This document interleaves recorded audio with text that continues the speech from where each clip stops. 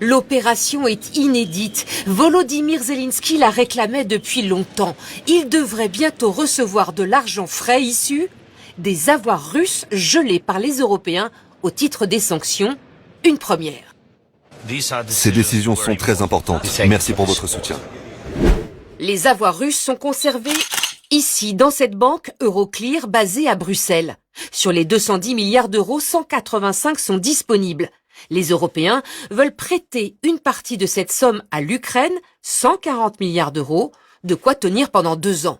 Une sorte d'avance sur les dommages de guerre que devra verser la Russie. L'Ukraine remboursera le prêt si la Russie paye les réparations. On ne confisque pas les avoirs russes. Les avoirs russes restent les avoirs russes.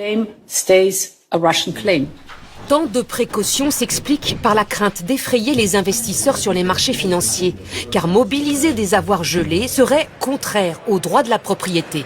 C'est ce que redoute le Premier ministre belge dont le pays héberge les actifs russes.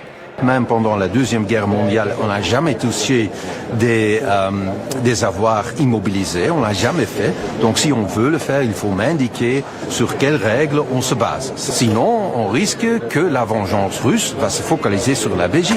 Et la vengeance peut être très concrète, les Russes, ils vont réagir. Moscou fait savoir que toute confiscation par Bruxelles amènera une réponse douloureuse.